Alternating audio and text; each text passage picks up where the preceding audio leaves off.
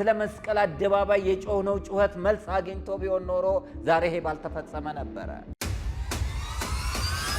ፍራንክሊን ግርሃም የመጣው እንዴት ነው? ፍራንክሊን ግርሃም ወደ ኢትዮጵያ የመጡት ለኢትዮጵያ ካላቸው ቀናነትና እንደዚሁም የወንጌል ስርጭት የተነሳ ስለመሆኑ አብራርተዋል። ይህ ሰው ግብረ ሰዶማዊ ድርጊትን የሚያስፋፋ ነው። የእስልምና እምነት ተከታዮች ይዘቱ እናያለን። እንገላለን ሲሉ መሞትም አለ።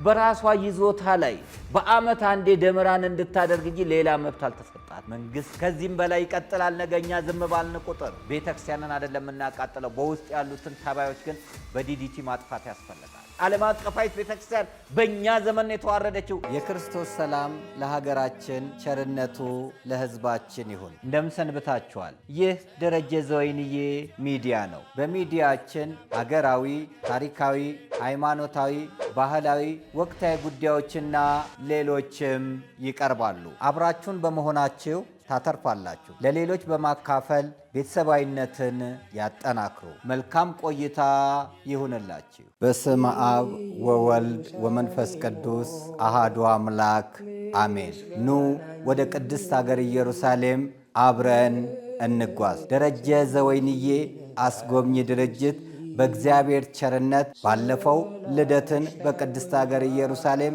በቸርነቱ አክብረን ተመልሰናል። አሁን ደግሞ ደብረ ዘይትን፣ ትንሣኤና ዕርገትን አዘጋጅተናል። በዓለም ላይ ያላችሁም ሆነ ኢትዮጵያ ያላችሁ መገናኛችን ቅድስት ሀገር ኢየሩሳሌም ናትና በውጭ ያላችሁ አብራችሁን መጓዝ ትችላላችሁ። ኑ ያችን ቅድስት ሀገር ኑ አምላካችን ከልደቱ እስከ ዕርገቱ የተመላለሰበትን ታላቅ ስፍራ አብረን እንጎም። በጉዟችን ያተርፋሉ፣ በጉዟችን ይረካሉ፣ በጉዟችን ይደሰታሉ። ደረጀ ዘወይንዬ አስጎብኚ ድርጅት። በስመ አብ ወወልድ ወመንፈስ ቅዱስ አሃዱ አምላክ አሜን። ውድ የደረጀ ዘወይንዬ ሚዲያ ተከታታዮቻችን እንደምን ከርማችኋል? ሰላም እግዚአብሔር ከእናንተ ጋር ይሁን። ዛሬ መስቀል አደባባይ ላይ ስለተከናወኑት ጉዳዮች 3 ጠጠር ያሉ ነጥቦችን ይዘን መተናልና በፍቅር ተከታተሉን። ይህ ሐሳብ መልካም ስለሆነ በቅንነት እንድትመለከቱት እንደዚሁም ሼር፣ ላይክ፣ ሰብስክራይብ በማድረግ ለሌሎቹ እንድታጋሩ በፍቅር እጠይቃችኋለሁ።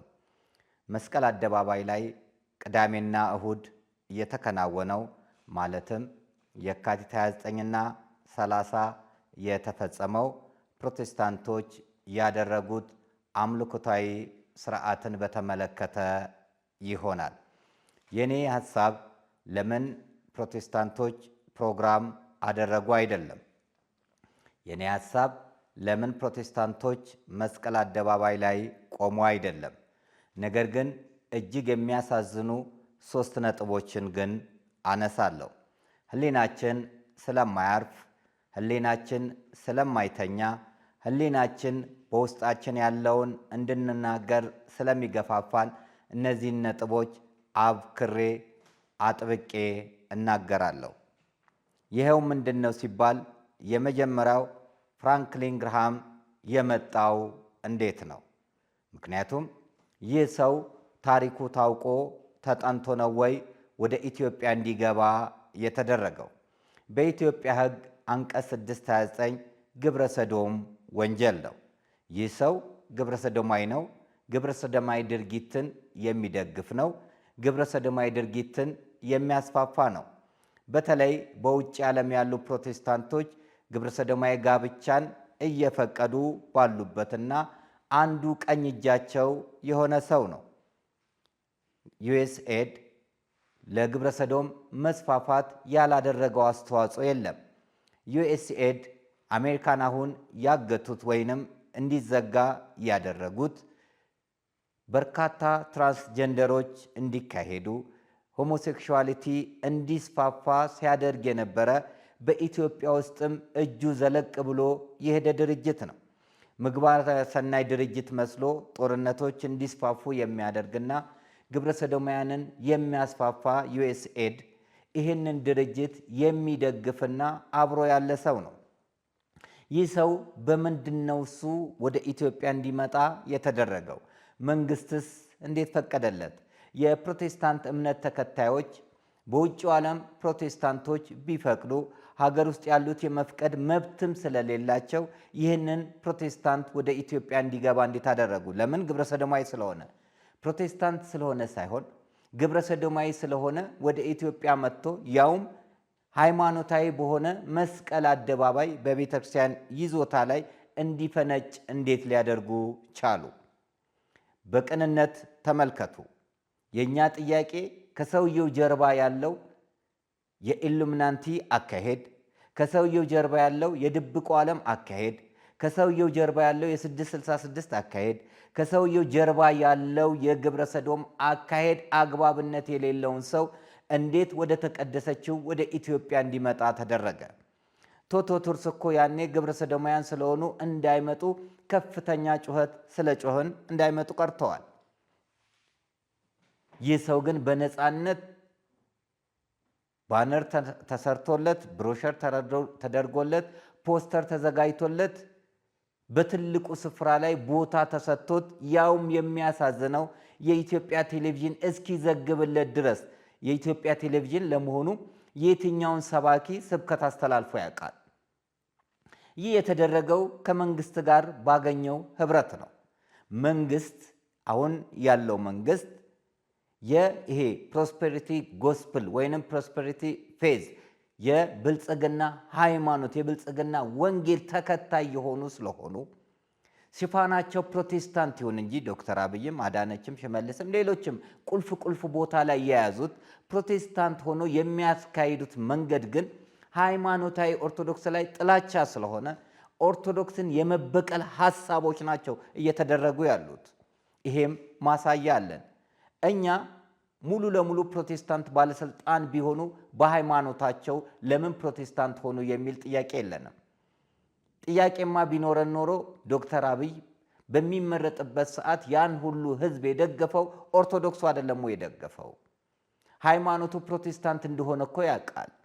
አሜሪካን ሀገር ከአንድ ስቴት ወደ አንድ ስቴት ረጅም ሰዓት መኪና ነርተው የመጡት ያከበሩትና የወደዱት ኢትዮጵያ ውስጥም በአብዛኛው የተቀበሉት ኦርቶዶክሳውያን ናቸው። ሃይማኖታዊ ጥያቄ አንስተው አይደለም።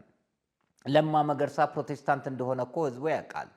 የተቀበሉት ግን በሃይማኖት ጉዳይ አይደለም፣ በኢትዮጵያዊነት ጉዳይ ስለሆነ ነው። ኢትዮጵያ ደግሞ ለሁሉም አንድ ናት።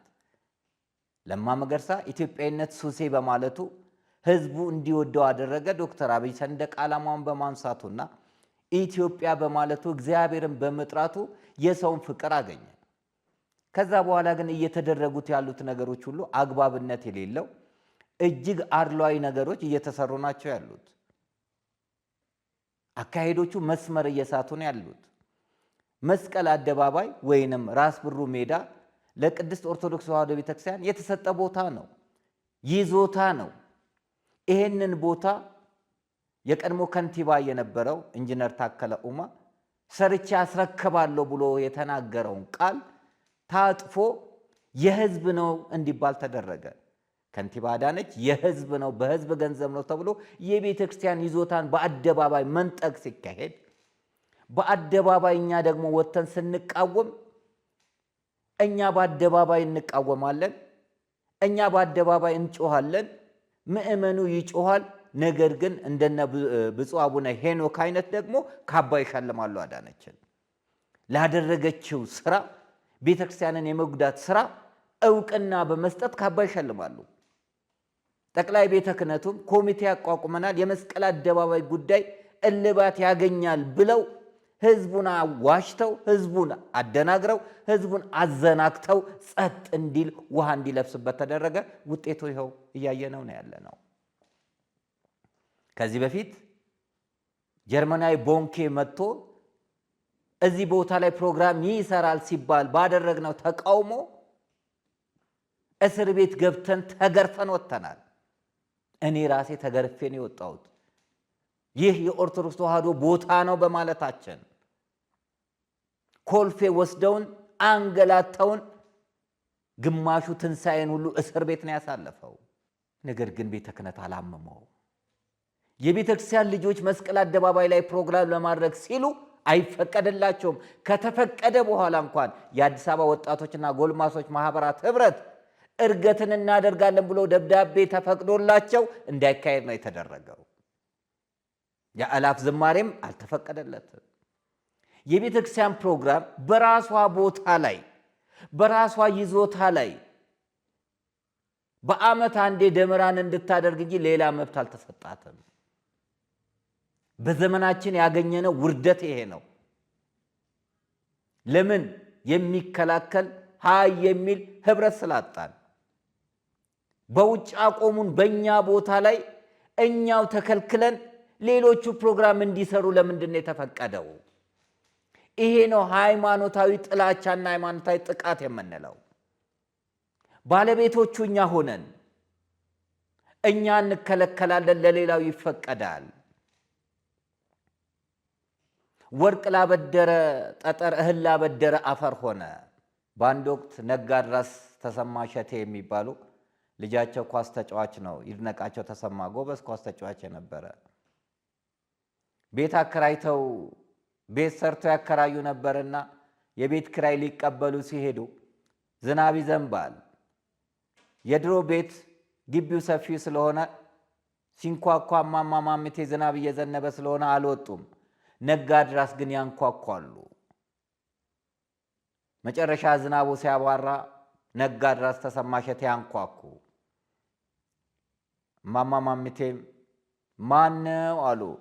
ነጋድራስ እንዲህ አሉ፣ እኔ ነኝ ነጋድራስ ተሰማ ሸቴ፣ በደጅ ቆም ያለው በገዛ ቤቴ።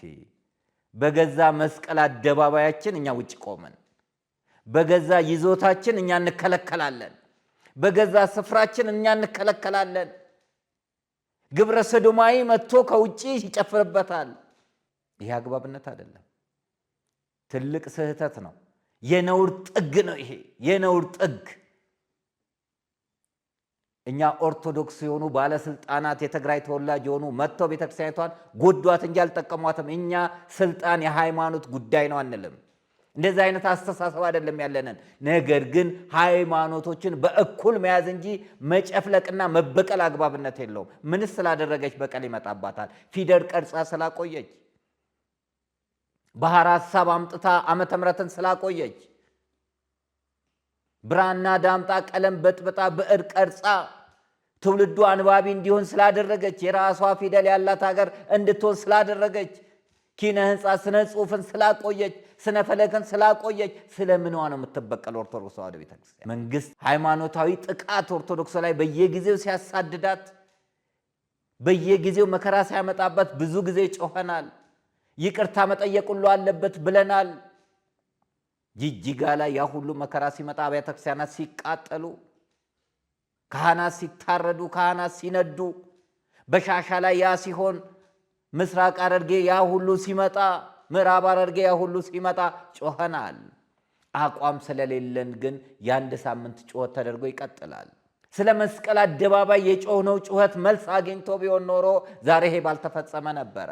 ይሄ ድርጊት የእኛኑ ድክመት የሚያሳይ ነው። አንዳንድ አባቶች በገንዘብ ስለተያዙ፣ አንዳንድ አባቶች በዘረኝነት ስለተያዙ፣ አንዳንድ አባቶች ፖለቲከኞች ስለሆኑ ወይ እንደ ዳንኤል ክብረት የሃይማኖትን ካባ አውልቆ የፖለቲካን ካባ ለብሶ ከጠላት ጋር መሰለፍ፣ የውስጥ አርበኛ ሆኖ መጉዳት፣ የውስጥ ባንዳ ሆኖ መጉዳት ግን ከባድ ነው። ዛሬ ያለው በሁለት ቢላ የሚበላ ነው።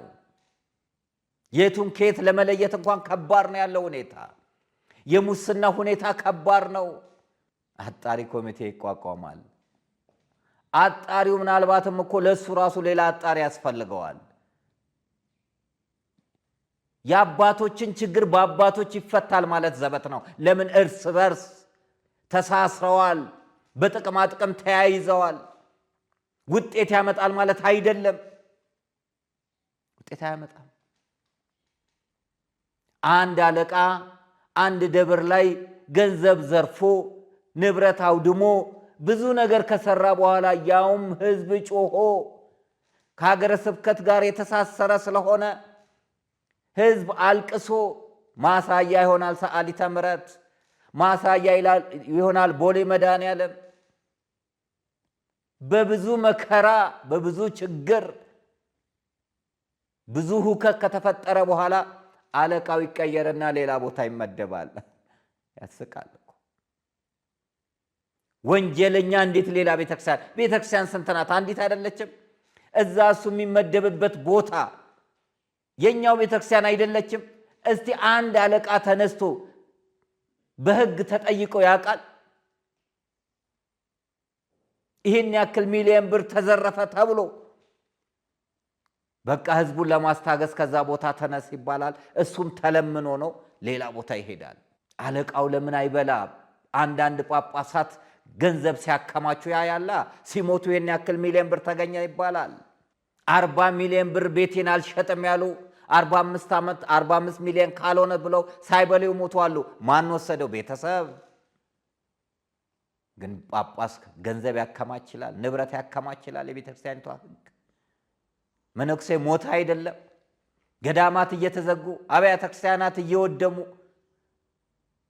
የካህናት ልጆች እየተራቡ ሰው ስለሌላቸው ወገን ስለሌላቸው አቅም ስለሌላቸው ሳይመደቡ ቀርተው ዕውቀት ያላቸው በየቦታው ላይ ሲቀሩ ሙዳይ ምጽዋት አዟሪ ዘበኛ ሲሆኑ ሊስትሮ ሲሆኑ ሎተሪ አዟሪ ሲሆኑ ዕውቀት የሌላቸው በገንዘባቸው ሰው ስላላቸው ቦታ እየተሰጠ አይደለም። ይሄን ግፍ እግዚአብሔር አያይም? እኔ ቤተክርስቲያኒቷ እንደ ተቋም ችግር የለባትም። ሃይማኖቷ ንጽሕት ናት። ዶግማዋ ቀኖኗ ትክክለኛ ነው። ስርዓቷ ትክክለኛ ነው። አስተምሮቷ ትክክለኛ ነው። መዋቅሯ እጅግ ግሩም የሚደንቅ መዋቅር ነው። ቤተ ክርስቲያን ችግር ያላት የአስተዳደር ችግር ነው። አስተዳደራዊ በደል ነው። ይሄ ደግሞ በቀላሉ ሊስተካከል አልቻለም። ለምን? እዛው እርስ በርስ የሚወሰን ስለሆነ። ስለዚህ መፍትሄ ነው ብዬ የማስበው አስተዳደራዊ አብዮት ያስፈልጋል። ምእመናን ተደራጅተው በሰላማዊ መንገድ ወደ ሌላ እንደምትተረጉሙት አውቃለሁ፣ ወደ ፖለቲካ እንደምትተረጉሙት አውቃለሁ። መፈንቅለ መንግስት ነው ልትሉ ትችላላችሁ። አይደለም። እውነታው ግን አስተዳደራዊ አብዮት ያስፈልጋል። ቤተ ክርስቲያኒቷ እንድትጸዳ ትክክለኛ ከሆኑት አባቶች ጋር በመሆን ሙስና ከቤተ ክርስቲያን እንዲጠፋ፣ ፖለቲከኞች ከቤተ ክርስቲያን እንዲወጡ፣ ሁለት ማሊያ የለበሱ እንዲያወልቁ፣ የሥነ ምግባር ችግር ያለባቸው በቀኖና እንዲታዩ ማድረግ ያስፈልጋል። ኮሚቴ ሲያቋቁም ሲኖዶስም ይሁን ጠቅላይ ቤተ ክህነት አጠገቡ ያሉትን ነው የሚያቋቁመው። አቦ ብለው የሚያወድሱትን፣ በድፍረት የማይናገሩትን፣ ይሄ ስህተት ነው ይታረም የማይሉትን እንዴት ተደርጎ ነው የሚስተካከለው? ጉንዳን ላይ ሆነን እንዴት ጉንዳን እናራግፋለን? መጀመሪያ ከጉንዳን ላይ መውጣት ያስፈልጋል። ከዘረኝነት ውስጥ መውጣት፣ ከሙሰኝነት ውስጥ መውጣት፣ ከፖለቲካ ውስጥ መውጣት ያስፈልጋል። ያንዳንድ አባቶችን ኃጢአትና በደል ወንጀል እንደ መያዣ ተይዞ እንዳይናገሩ አፋቸውን የለጎሟቸው አሉ። ቤተ ክርስቲያኒቷን ያስናቅነው እኛው ነን፣ አንድ ስላልሆነን፣ ህብረት ስለሌለን። እኛ አንድ ብንሆን፣ እኛ ብንጠነክር፣ እኛ በእውነተኛ መንገድ ብንሄድ ኖሮ አይደለም ለኛ ለሀገሪቷ አንተርፍ ነበረ። እንደሚደረሰው ጸሎት፣ እንደሚደረሰው ኪዳን፣ እንደሚቀደሰው ቅዳሴ፣ እንደምንቆመው ማህሌትና ሰዓታት ምህላ፣ ሰባቱ የሕግ አጽዋማትን አልፈን የፍቃድ ጾም፣ የጽጌን ጾምና የጳጉሜን ጾም የጾመ የወዲትን እንደምንጾመው ለዓለምን ተርፍ ነበር። እኛ ጋር ችግር ስላለ ነው። እንደምንናገረው ስለማንኖር ለህዝቡ ምሳሌ መሆን ስላልቻለን ነው። ዛሬ ግብረ ሰዶማዊ መጥቶ መስቀል አደባባይ ላይ ይስበክ፣ ነውረኛ መጥቶ መስቀል አደባባይ ላይ ይስበክ፣ ችግር የለውም የሚል ሰው እስቲ ይሄንን ፊልም ተመልክተን እንምሽ Marriage is between a man and a woman. That's God is the one who defines the limits for marriage. He's the one who gave marriage, the first marriage. No, I understand that, but when you say they can do whatever they want, you mean except get married? This is a free country. መብታቸው እንደሆነ የሚናገር ችግር የለውም የሚል የነሱ ውሳኔ ነው የሚል እንዲህ አይነት ነውረኛ ሰው ክፉ የሆነ ሰው ሃይማኖታዊ ቦታችን ላይ መጥቶ እሱ ምሳሌ ይሁን ሲጀመር ቃሉ ራሱ እኮ መለኮታዊ ጉብኝት ቃሉ ራሱ እኮ ትክክል ያልሆነ ነው መለኮታዊ ጉብኝት ማለት አምላካዊ ጉብኝት ነው አምላክ በአካል ሲመጣ ነው የሚሆነው በናይን መንደር ያሉት ሰዎች ያቺ መበለት ልጇ ሲሞትባት በጮኸችበት ሰዓት ሲገፏት የነበሩ አንቺ ገፊ ቀድሞ ባልሽን አሁን ደግሞ ልጅሽን ገደልሽ ይያሉ ሲያዋርዷት ባዘነችበት ሰዓት በጎበጠችበት ሰዓት መድኃኔ ዓለም ኢየሱስ ክርስቶስ ወደ ናይን መንደር መጣ አዘነላት ይላል መጽሐፍ ቅዱስ የሉቃስ ወንጌል ምዕራፍ 7 ቁጥር 16 ላይ አዘነላት ቃሬዛውን ያዘ ቸኩለዋል የናይን መንደር ሰዎች ለመቅበር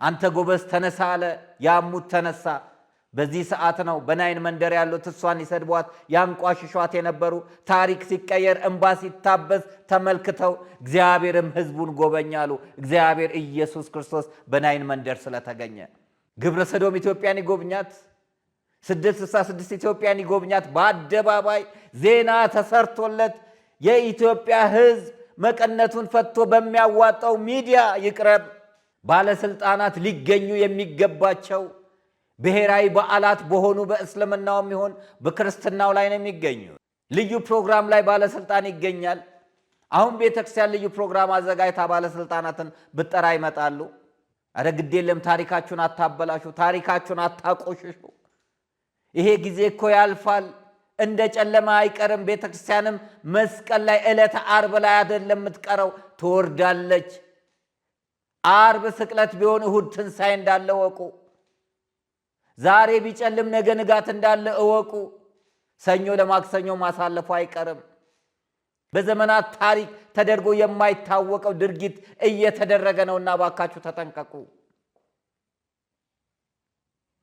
መንግስት ለቤተ ክርስቲያን እንጀራ አባት መሆን የለበትም እንጀራ እናት መሆን የለበትም እንደ አስተዳደር ለሁሉም አባት መሆን አለበት ለቤተ ክርስቲያን አባት ይሆናል ብለን ባንጠብቅምና ባናምንም እየተሰራ ያለው ድርጊት ግን አግባብነት የሌለው ነው ቤተ ክርስቲያን ንዋያተ ቅድሳቷን ብታስከብር ኖሮ ይዞቷን ብታስከብር ኖሮ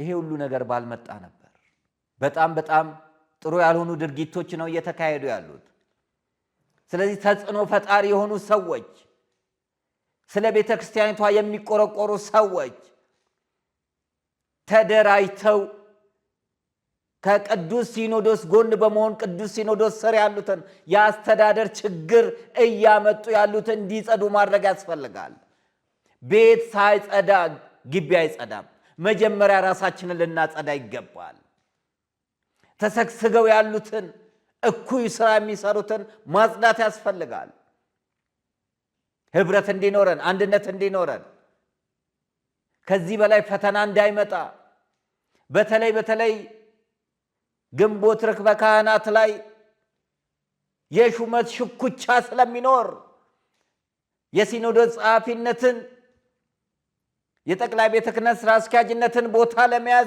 ሽኩቻ ይኖራል እንጂ ቤተክርስቲያን ህልውናዋ ተነካ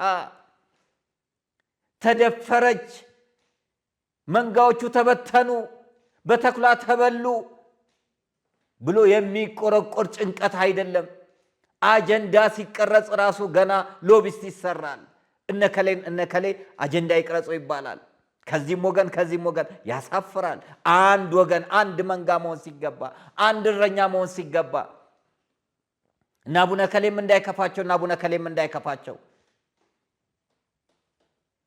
ገና አጀንዳ አርቃቂ ላይ ነው ጦርነቱ የሚጀምረው አንድ ልብ ቢሆኑ እንደ አንድ ልብ መካሪ እንደ አንድ አንደበት ተናጋሪ ቢሆኑ ኖሮ ማንም ሰው አጀንዳውን ቢቀርጽ ችግር የለውም ይሄም አጀንዳ ይቀር፣ ቆይ በሚቀጥለው ይሁን ይባላል። ጊዜ ይሰጠው። እስከዛው ወንበዴ ይበላል፣ መንጋው ይበተናል። ከዛ ወደ አጀንዳው ይመጣል። እነዚህ አጀንዳዎች መነሳት የለባቸው። ፖለቲካ እንኳን እንደዚህ አይጨንቅም። ውጤት ያለው ነገር ህዝብ ይጠብቃል። ግን ውጤት የሌለው ነገር ስለ ገንዘብ፣ ስለ ስልጣን፣ ስለ ሹመት አንድ ሀገረ ስብከት ላይ ፍሬ ያላመጣ ጳጳስ 5 ሀገረ ስብከት ይሰጠዋል። ተደራርቦ ሀገረ ስብከት ይሰጣል። ለምን? ደሞዝ አለው፣ ጥቅም አለው። እኛ ቅዱስ ሲኖዶስ የያዘውን አቋም ይዘን በእንባ ጭምር ስናለቅስ ስንጮህ የኦሮሞ ጳጳሳት አያስፈልግም የኢትዮጵያ ጳጳስ ነው ስንል እኛ እናለቅሳለን። እናንተ ቀኖና ጥሳችሁ የኦሮሞ ጳጳሳት ሾማችሁ። ያ ሹመት የትግራይ ጳጳሳት እንዲሾሙ አደረገ። አቋም የለማ። አንዱ ሌላ በዚህ በኃጢአት ሲመጣበት አንተስ የዘረፍከው ይለዋል። እንዴት አድርጎ ይናገራል? ይሄስ ወንጀል ይለዋል። ማን ደፍሮ ይውጣ? ለዚህ ነው አስተዳደራዊ አብዮት ያስፈልጋል። ጸርቶ የጌዲዮን ሰራዊት ያስፈልጋል። የፈራ የደነገጠ ከገለዓድ ተራራ ተነስቶ ይመለስ እንዳለ ጌዲዮን ለቤተክርስቲያን ጌዲዮን ያስፈልጋል። 32,000 የነበሩት 10,000 ቀርተው በ300 ሰራዊት ጌዲዮን ድል አደረገ። በጥቂት ሰዎች ቤተክርስቲያንን ማጽዳት ይቻላል። ቤተክርስቲያን ውስጥ ያሉትን ተባዮችን ማጥፋት ይቻላል። በአንድ ወቅት አንድ ከኛ ጋር ቦሌ ሃይ ስኩል የተማረ ተስፋ የሚባል ልጅ ዩኒቨርሲቲ ገብቶ ኮሎኔል መንግስቱ ኃይለማርያም ስለ ጦርነቱ ሲያናግራቸው ቤቴ ውስጥ ተባይ አለ ብዬ ቤቴን በእሳት አላቃጥልም ሲል ኮሎኔል መንግስቱ ተስፋዬ መለስ አድርጎ በእሳት ባያቃጥሉም ዲዲቲ አለ። አሁንም ቤተክርስቲያን ውስጥ ያሉትን ቤተክርስቲያንን አይደለም እናቃጥለው፣ በውስጥ ያሉትን ተባዮች ግን በዲዲቲ ማጥፋት ያስፈልጋል። እንድትናቅ የሚያደርጉትን፣ እንድትደፈር ክብሯን እንድታጣ የሚያደርጉትን፣ አሳልፈው የሚሰጧትን የሚሸጧትን ማጽዳት ያስፈልጋል። ይህ ካልሆነ ግን ነገ ቤተ ክህነትንም እንነጠቃለን። ነገ ሌሎችንም ይዞታዎች ቦታዎችንም እንነጠቃለን። በኮሪደር ልማት ምክንያት በርካታ አብያተ ክርስቲያናት ምእመን አልባ ሰው አልባ ሆነዋል። አስቀዳሽ ጠፍቷል። ማህሌት ሰዓታት የሚቆም ጠፍቷል። ከዚህም በላይ ይቀጥላል። ነገኛ ዝም ባልን ቁጥር ቤተክርስቲያን እንዴት አድርጋ ነው ክብሯን ህልውናዋን ልዕልናዋን የምታስከብረው? አጀንዳ ይሰጠናል። እኛ አሁን የተለያየ አጀንዳ ይመጣል። በሱ ላይ ስንባላ፣ እርስ በርሳችን ስንነካከስ ጠላት ሌላ ስራ እየሰራ ይቀጥላል፣ ያዳክመናል። ለዚህ ነው የምንጠነክርበት መንገድ ያስፈልጋል። እግዚአብሔርን ይዘን እመብርሃንን ይዘን ጠንካራ ሰዎች ተቋቁመው ተደራጅተው ተጠናክረው ቅዱስ ሲኖዶስ ፍቃድ ሰጥቷቸው ሊሰጥም ግድ ነውና የሚቆሙት ለቤተ ክርስቲያን ነው። ከፖለቲካ የጸዱ፣ ከዘረኝነት የጸዱ፣ ከሙሰኝነት የጸዱ ጠንካራ የሆኑ ሰዎች ስለ ቤተ ክርስቲያን የሚገዳቸው ሕይወቴንም ቢሆን አሳልፌ እሰጣለሁ የሚሉ ተደራጅተው ካልተንቀሳቀሱ በስተቀር እነሱ ከተንቀሳቀሱ መላው ሕዝብ ከነሱ ጎን ይሆናል። ሕዝብ አንገፍግፎታል። የሙስና ጉዳይ፣ የቤተ ክርስቲያን ክብር መነካት አንገፍግፎታል። ንዋያተ ቅድሳቷ መጫወቻ መሆኗ አንገፍግፎታል። በማህበራዊ ድህረ ገጽ ላይ ቤተ ክርስቲያን በየጊዜ መሰደቧ አንገፍግፎታል። በተለያየ ቦታ የተለያዩ ሰዎች ወጥቶ የሚያደርጉት ድርጊት አሳዝኖታል፣ አንብቷል፣ አልቅሷል፣ አንጀቱ ተቃጥሏል፣ ታሟል። በዚህ ጉዳይ የሚጠብቀው አባት ስላጣ፣ የሚመራው አባት ስላጣ፣ ስለዚህ ሊስተካከል ይገባል። ችግሩ የኛ ነው። እኛ ቤት ነው ያለው ችግር። እኛ አንድ ስላልሆንን እኛ ስላልተስማማን እኛ ስጋዊ ነገር ስላጠቃን ነው ይሄ ሁሉ ንቀት ይሄ ሁሉ ድርጊት የመጣው። ቤተክርስቲያን ትፈራ ነበረ፣ ትከበር ነበረ። ዛሬ ቤተክርስቲያን አባቶች እንዲናቁ የተደረገው ስርዓቷ እንዲጣስ የተደረገው እኛ አንድ ስላልሆን ነው። የቤተክርስቲያን ጋብቻ ከወረዳ ምስክር ወረቀት አንሶ ውልና ማስረጃ የቤተክርስቲያን ጋብቻ አንቀበልም ሲል ይሄ ለኛ ሞት ነው። ቤተክርስቲያን ያጋባችውን የማፋታት ስልጣን የለሽም ማለት ይሄ ሞት ነው። ዓለማዊ ነገር ከኛ በልጦ ሀገርን የሰራች ቤተክርስቲያን ስንዱ እመቤት የጸጋ ግምጃ ቤት እንከን የለሽ ቤተክርስቲያን ትላንትና በተፈጠሩ የቀበሌ መዋቅር ከነሱ ስታንስ ማየት ይሄ ሞት ነው። ዘመናትን ያስቆጠረች ቤተክርስቲያን ዓለም አቀፋዊት ቤተክርስቲያን በእኛ ዘመን ነው የተዋረደችው። በእኛ ዘመን ነው ክብሯን ያጣችው። በእኛ ዘመን ነው እያንዳንዳቸው ተነስተው አፋቸውን ያላቀቁብን። እኛ ነን ያስደፈርናት። ተጠያቂዎቹ እኛ ነን፣ እያንዳንዳችን ነን። ሆዴ ይሙላ ደረቴ ይቅላ ያልን ለስልጣናችን ለገንዘባችን ስንል ለስጋችን ስንል አንገታችንን ደፍተን ፈርተን ቤተክርስቲያኒቷን አሳልፈን የሰጠን እኛ ነን ተጠያቂዎች። ፈሪ በዝቶ አወዳሽ እንጂ ወቃሽ ጠፍቶ ጫማ ላሽ በዛ፣ ሹመት ወዳጅ በዛ። በዚህ ቤተክርስቲያንን እያንዳንዱ እየተነሳ እንደፈለገ ያደርጋታል። ይዞታቸውን እንደፈለገ ያደርጋል። ልናስብበት ይገባል። እኛ ትንፋሻችንን ነው የምናቆየው በነፍሳችን ተወራርደን። ብዙ ሰዎች በተናገርን ቁጥር እንደሚጨነቁ እናውቃለን። መውጣት መግባታችን እንደሚያሳስባቸው፣ ተኝተን ማደራችን እንደሚያስጨንቃቸው እናውቃለን። በእንባ ጭምር ይናገሩናል፣ በእንባ ጭምር ይገልጹልናል፣ በእንባ ጭምር ያሳውቁናል። እናውቃለን። ግን ምን እናድርግ? ህሊናችን ማረፍ አልቻለም። እንደነሱ አይነት ህሊና አልፈጠረብንም። የቤተ ክርስቲያን ክብር ሲነካ ያመናል። የቤተ ክርስቲያን ህልውና ሲነካ ያመናል። ጌጣችን፣ ውበታችን፣ ማንነታችን፣ መገለጫችን ቤተ ክርስቲያን ስለሆነች እዚህ የደረስነው በቤተ ክርስቲያን ነው። በበረከቷ ተባርከን ነው እዚህ የደረስነው። በጸሎቷ ተገንብተን ነው እዚህ የደረስነው። እናት ቤተ ክርስቲያን ስትነካ ያማል። ያውም በልጆቿ ድርጊቱ መጥፎ ሲሆን ያማል። ስለዚህ ነው ምንጮኸው። ሰሞኑን ደግሞ በማህበራዊ ድረገጽ እፎይ ስለተባለ አንድ ወጣት አንዳንድ የእስልምና እምነት ተከታዮች ሲዝቱ እናያለን። በማህበራዊ ድረገጾች ላይ የሚተላለፉ ሃይማኖታዊ ድርጊቶች አንዳንዶቹ ህገወጥ የሆኑ ትክክል ያልሆኑ ሃይማኖትን ከሃይማኖት የሚያጋጩ ክብረ ነክ የሆኑ ነገሮች እንመለከታለን። የሃይማኖት መስራቾች ሁሉም እንደፈለገው ሃይማኖቱ ማመን ይችላል። ነገር ግን ክርክር ከሆነ በትክክለኛ መልኩ መነጋገር ሲቻል ዛቻን ምን አመጣው? ማሳደድን ምን አመጣው? የኛ ኢየሱስ ክርስቶስ ሃይማኖታችን መስራች ስንት ጊዜ ተሰድበዋል። እመቤታችን ቅድስት ድንግል ማርያም ስንት ጊዜ ተሰድባለች። ማርያምን ማምለክ ጣዖት አምላኪነት። ቅዱሳን ስዕላቶቻችን ስንት ጊዜ ተቀደዋል። ስንት ጊዜ ሁከት ይፈጠርባት ተብሎ አጀንዳ ተይዞባታል። ዛሬ ሌሊት አንድ ራእይ አይቻለሁ። አንድ ትልቅ አለት ለሁለት ሲሰነጠቅ አይቻለሁ። ስለዚህ አንዳንዶቻችሁ የምዝቱት አካሄዳችሁ አግባብነት የለውም። እንገላለን ሲሉ መሞትም አለ። በአንድ ወቅት ሊቅ የሆኑት አለቃ ገብረሃና የአቡነ ሐራ ገዳም አስተዳዳሪ የነበሩት እንጦጦም እዚህ በእልቅና የተሾሙት ብዙዎቻችን በቀልድ ተናጋሪነታቸው ነው እንጂ በሊቅነታቸው አናቃቸውም። የእሳቸው ልጅ ተክሌ ይባላል።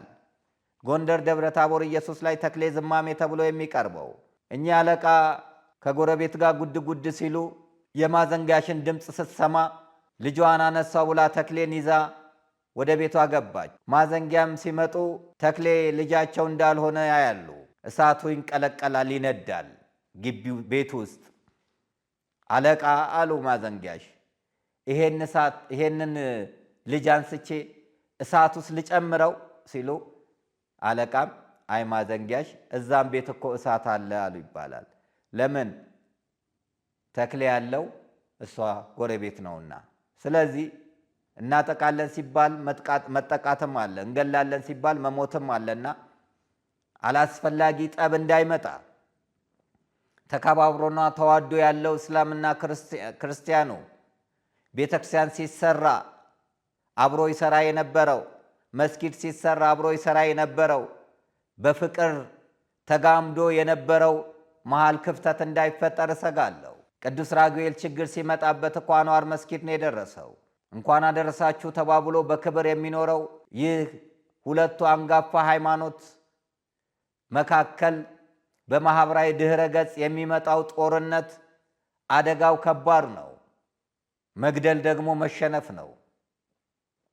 የኛ ጌታ ሞቶ ነው ያዳነው። የኛ ንጉሥ ሞቶ ነው ያዳነው።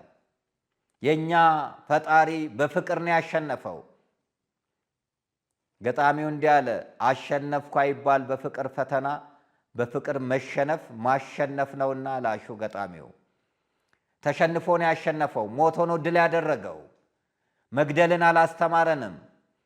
ሰይፉን ወደ ዘገባው አስገባ ነው ያለው ጴጥሮስን። ሰይፍን የሚያነሱ በሰይፍ ይጠፋሉ ነው ያለው። ሌላ ደግሞ ደም መፋሰስ እንዳይኖር። የሃይማኖት ግጭት ከባድ ነው። የዘርና የሃይማኖት ግጭት በቀላሉ የሚበርድ አይደለም። ሰላም ነው የሚሻለን። የጭንቅላት ውድድር ነው የሚሻለን። መማማር ነው የሚሻለን። አላስፈላጊ የሆኑ ፉከራዎች፣ አላስፈላጊ የሆኑ ነገሮች፣ አላስፈላጊ የሆኑ ድርጊቶች ኢትዮጵያን የበለጠ ማጥ ውስጥ ነው የሚከቷት። ካለችበት ችግር የባሰ አዘቅጥ ውስጥ እንድትገባ ነው የሚያደርገውና ጥንቃቄ ሊደረግበት ይገባል። በየትኛውም መልኩ በሁለቱም ወገን ከስጋዊ ንግግር ልንታቀብ ይገባል። ሃይማኖቱ ሙስሊምም የተከበረ ነው፣ ኦርቶዶክስም የተከበረ ነው፣ ፕሮቴስታንቱም ሃይማኖት የተከበረ ነው። ሃይማኖታዊ ጉዳዮች ቀላል ነገር አይደለም ይዘው የሚመጡት። በአንዳንድ ሰዎች ምክንያት የሚመጣው ሃይማኖታዊ ጦርነት፣ ሃይማኖታዊ ውጊያ ከባድ ነው የሚሆነው። ቆም ብለን ልናስብ ይገባል። እፎይን እነካለን ስንል ሚሊዮን እፎዮችን መንካት እንደሚመጣ እንድታስቡበት ነው። መነጋገር ካስፈለገ በግልጥ ሜዳ ላይ ትምህርቶችን መማማር ይቻላል። ስድብ የሌለበት፣ ነቀፋ የሌለበት፣ ተንኮል የሌለበት፣ ጥላቻ የሌለበት መወያየት ይቻላል። ከዛ ውጪ ግን ይሄን ስላልክ ይሄን እናደርጋለን ማለት አግባብነት የለውም። በቅንነት እንድትረዱ ፈልጋለሁ። እንግዲህ ውድ የደረጀ ዘወይንዬ ሚዲያ ተከታታዮቻችን በየጊዜው አንጀት የሚያቆስ ድርጊቶችን እያየን ያለ ነው። አስጨናቂ ቀን እንደሚመጣ እወቅ እንዳለ ቅዱስ ጳውሎስ የሚያስጨንቁ ነገሮችን ነው እያየን ያለ ነው። ይቺ ሀገር ግብረ ሰዶማውያን ረግጧት እንዴት ነው የምትባረከው? የድብቁ ዓለም ሰዎች ተገኝተው እንዴት ነው የምትባረከው? ግብረ ሰዶማውያን እኮ መጥተው ፕሮግራም ሰርተው ይሄዳሉ። ማናቅ መስሎህ ነው መንግስት? ያላንተ ፍቃድ፣ ያላንተ እውቅና፣ ያላንተ አዎንታዊነት መጥተው ይሄን ያደርጋሉ። ለገንዘብ ተብሎ ለእርዳታ ተብሎ ትውልድ መሸጥ፣ ህሊናን መሸጥ እኮ ነው። ባህልን፣ እሴት፣ ወግን መሸጥ እኮ ነው። እኩይ የሆነ እግዚአብሔር የሚቃወመው ድርጊት ግብረ ሰዶማዊነት። ኢሉሚናንቲን ስለምንቃወም እኛ ላይ በተደጋጋሚ ሴራዎች እየተሴሩ ነው ያሉት። ባለፈውም ከነገርናችሁ በኋላ እየሰሩ ነው ያሉት። ወርልድ ሴክሬት ሶሳይቲ የዓለሙ ድብቅ ማህበረሰብ ድብቅ እኮ ነው። እሱ ድብቅ ሆኖ ስራው ግን ግልጥ ይሆናል። በሰዎች ላይ ይገለጣል። እንደ ልባቸው የሆኑ ነው ያሉት። ግን ድብቅ ሴክሬት ሶሳይቲ፣ ድብቁ ማህበረሰብ፣ ድብቁ ዓለም፣ ዋን ወርልድ ብሎ የተነሳው፣ ዋን አይ ብሎ የተነሳው እነዚህ ሁሉ ግብረ ሰዶማውያን እኮ የእሱ ናቸው። የዚህ የድብቁ ዓለም አንዳንዱ ሊረዳ አልቻለም። ነባይነ ነው። ስንት ጊዜ ጮህን በዚህ ጉዳይ? 17 ዓመት ጮህን እኮ። የዛሬ 12 ዓመት አይደል እንዴ ስለ ድብቁ ዓለም የነገርናችሁ? ስለ ባፎሜት የነገርናችሁ? ስለ ኢሉሚናንቲ የነገርናችሁ? ሲምቦላቸው ምን ይመስላል የሚለውን የነገርናችሁ? ስለ ኢትዮጵያ ዝም አንልም የሚለው ላይ አላወጣንም? የዛሬ 14 ዓመትስ ፊልሙን አላቀረብንም? በ2003 የሃይማኖት አባቶችና መንግስት ትኩረት ስጡበት፣ እባብን በእንጭጩ ብለን አልጮህንም? ዛሬ እየሰፋ መጣ። ግብረ ሰዶም እኮ የድብቁ ዓለም አንዱ ሴራ ነው፣ አንዱ ሴል ነው። ኢሉሚናንቲ አንዱ ሴል ነው። ባፎሜት አንዱ ሴል ነው። ዘፋኝነት አንዱ ሴል ነው። እነ ሪያና እኮ ኪን ኦፍ ኢሉሚናንቲ ናቸው። እነ ቢዮንሴ ኪን ኦፍ ኢሉሚናንቲ ናቸው እኮ። በዳንሳቸው 666ን የሚገልጡ የድብቁ ዓለም ሰራዊት ናቸው እኮ። ኳስ ተጫዋቾች እያደረጉ ያሉት፣ አምበሎች እያደረጉ ያሉት። ኳታር ትመስለኛለች ኳስ ጨዋታ ላይ የግብረ ሰዶም አርማ ያለበትን አውሮፕላን መለሰች። እኛ ግብረ ሰዶምን ግን መስቀል አደባባይ ላይ እናስጨፍረዋለን። ለመሆኑ ፍራንክሊን ግርሃም ማን እንደሆነ አውቀን ያመጣ ነው? ተረድተን ያመጣ ነው? ገብቶን ያመጣ ነው? እኛ ማንንም አምልኮት አንተችም። ማንም አምልኮት በስርዓት እንዲሄድ እንፈልጋለን።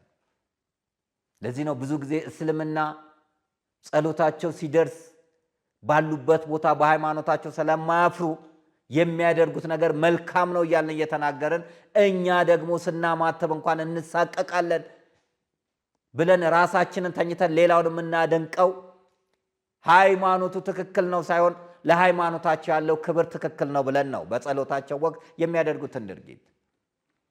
አንዳንዶች ግን መስመር ሲስቱ ደግሞ አግባብነት የለውም። ስለዚህ ማስፈራራቱ ይቁምና ራሳችንን የምናይበት ነገር ቢፈጠር መልካም ነው። መጠቅለያዬ የመጣው ሰው እጅግ ነውረኛ የሆነ ግብረ ሰዶም እንዲስፋፋ የሚፈልግ ሰንሰለት ያለው ሰው ነውና እንዲህ አይነት ሰው ወደ ኢትዮጵያ መምጣት አልነበረበትም። ወደፊትም ወደ ኢትዮጵያ እንዳይመጣ ይደረግ። ብዙ ጊዜ ለነጮች የምንሰጠው ቦታ ይገርመኛል። ኢትዮጵያዊ ፓስተር ቢመጣ እንዲህ አንሆንም፣ ነጭ ፓስተር ሲመጣ ግን እንዘላለን። አሁን ነጭ ኢትዮጵያን ወንጌል ያስተምራት የራሱ አሮባት ይባላል። የእነሱን ቸርቻቸውን ጭፈራ ቦታ ሲያደርጉ ግብረ ሰዶም ፍቃድ ሰጥተው ሲያጋቡ የተለያየ ነገር የሚያደርጉት ሰዎች እኛን ወንጌል ያስተምሩን። ኢትዮጵያ ወንጌል ትማር በነጭ። በጣም ያሳዝናል። ሁለተኛው መንግስት እያደረገ ያለው ቆም ብሎ ራሱን ላይ ያስፈልጋልና ስልጣን አለኝ ተብሎ የሚደረጉ ድርጊቶች ስልጣን ነገ ስለሚያልፍ ሰማያዊ ስልጣን እግዚአብሔር ስላለው ሁሉም ማድረግ የሚችል በማይክሮ ሰከንድ ውስጥ ታሪክን መቀየር የሚችል እግዚአብሔር ሲመታ የማይታይ ሲጥል እንጂ እሱ እግዚአብሔር ስላለ ጥንቃቄ ማድረጉ መልካም ነው። ቅዱስ ሲኖዶስ እስከ መቼ ነው የሚያነክሰው? እስከ መቼ በሁለት እግር? እስከ መቼ በሁለት ልብ? አቋም ወስዶ ይሄ ዓላማ እንዲሳካ ሊያደርግ ያስፈልጋል። ምእመናንም እውነተኛ ጨዋሂዎች፣ እውነተኛ ተቆርቋሪዎች ሆነን በትክክል ከሚሰሩ አባቶቻችን ጎን ሆነን አንዳንድ በጣም ጥቂት ናቸው አንዳንድ ሲኖዶስ ላይ ያሉ የሲኖዶስ አባላት ለመንግስት የሚያጎበድዱ ለዘራቸው የሚያጎበድዱ በሙስና የታጠቁ እንደነሱ አይነቶቹ ጸርተው ትክክለኛዎቹ ቤተክርስቲያኒቷን እንዲመሯት ከጎናቸው ልንቆም ያስፈልገናል። ይህ ካልሆነ ግን የባሰ የመጣ የባሰ አታምጣ ነው የምንለውና ልንጠነቀቅ ያስፈልጋል። ጊዜው ከብዷል፣ ጊዜው ከፍቷልና ወደ እግዚአብሔር ጮኸን እግዚአብሔር ይህችን ቤተክርስቲያን እንዲታደጋት ስለ ድንግል ማርያም ብሎ እንዲምረን ስለ ቅዱሳን ብሎ እንዲምረን በንስሐ ወደ እግዚአብሔር እንድንመለስ ያስፈልጋል። የዛሬውን እዚህ ላይ ያበቃን። በሚቀጥለው ሌላ ርዕስ ይዘን እንመጣለን። ስትሄዱ የጎደለው ሞልቶ የጠፋው ተገኝቶ ይጠብቃችሁ። የእግዚአብሔር ቸርነት፣ የእናታችን የእመቤታችን የቅድስት ድንግል ማርያም አማላጅነት፣ የጻድቁ አባቴ አቡነ ሲኖዳ ተራዳይነት ከእናንተ ጋር ይሁን። ሰላም ለኢትዮጵያ። አሜን። በስመ አብ ወወልድ ወመንፈስ ቅዱስ አሃዱ አምላክ አሜን። ታላቅ መንፈሳዊ ጉዞ ወደ ደብረ ከዋክብት ዙቃላ አቡነ ገብረ መንፈስ ቅዱስ ገዳም ጥንታዊ የስድስተኛው መቶ ክፍለ ዘመን ገዳማችን ጻድቁ አባታችን አቡነ ገብረ መንፈስ ቅዱስ 100 ዓመት ቁልቁል በመጸለይ ስለ ኢትዮጵያ መማር ስለ ኢትዮጵያ ድህነት የጸለዩበት ስፍራ በርካታ ስውራን አባቶች የሚገኙበት ታላቁ ገዳም ዙቃላ አቡነ ገብረ መንፈስ ቅዱስ። እዚህ ቦታ ላይ መጋቢት 5 በዓለ ዕረፍታቸው በታላቅ ስነ ስርዓት ይታሰባል።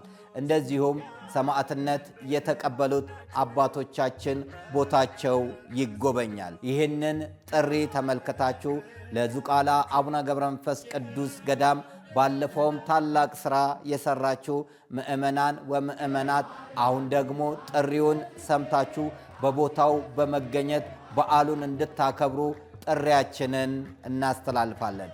በእግዚአብሔር ቤት በመቅደስ ውስጥ እንገናኝ። ዙቃላ ተራራው ላይ እንገናኝ።